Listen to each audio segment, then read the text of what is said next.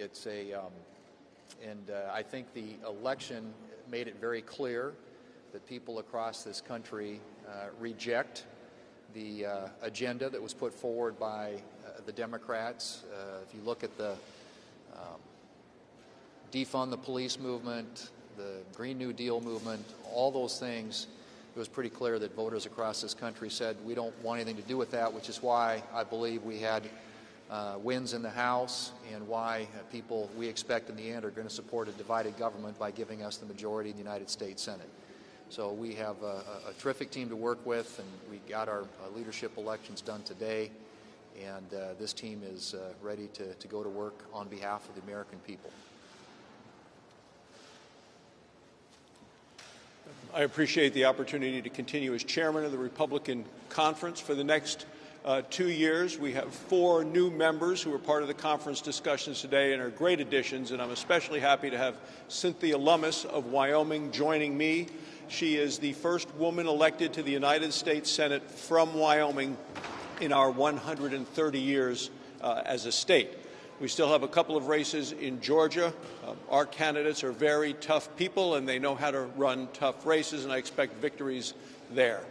We did learn some lessons from this election, that there was a rejection of this very liberal approach by the Democrats far to the left. They've rejected the defund the police, rejected expanding the size of the Supreme Court beyond the 9. They've rejected forcing us to stop producing American energy.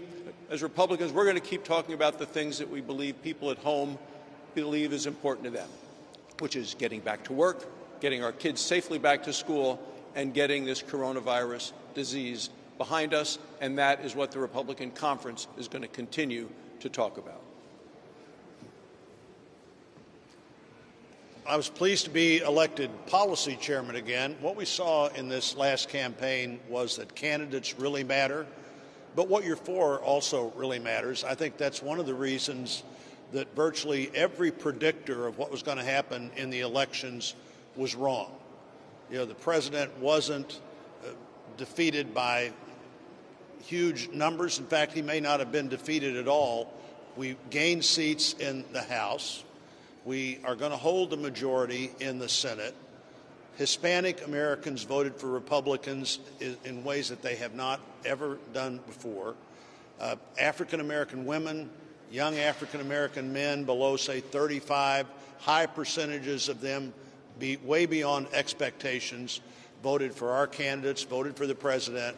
I think if you're a Republican in the Senate today, if you're a Republican in the Congress today, there are incredible opportunities out there as we look at what voters said they didn't want, but also what voters clearly said they do want. They want more opportunity. They want more fairness. They want a strong economy. They don't want the regulators to regulate us out of business. We want every regulation we need and not a single regulation we don't need. They'd like to see what happened in the first 3 years of the Trump administration continue to happen.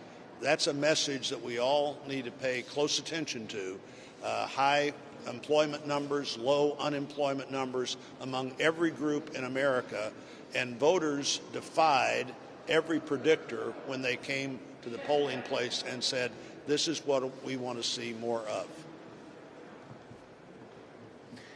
First, I'm very thankful to have made it through another election season and on to my second term in the United States Senate. So to the people of Iowa, I'm very honored to be able to serve you again for 6 more years.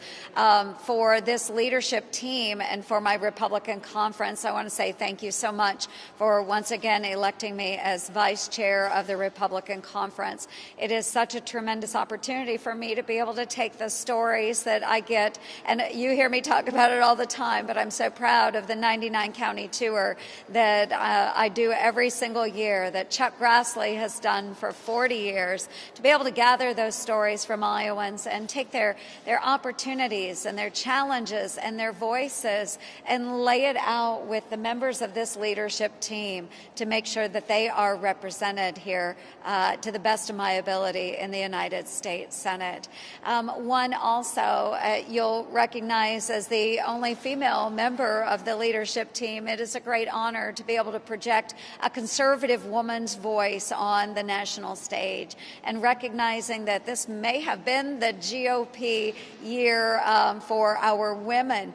And again, just adding an additional voice for them as we continue to move through this next term.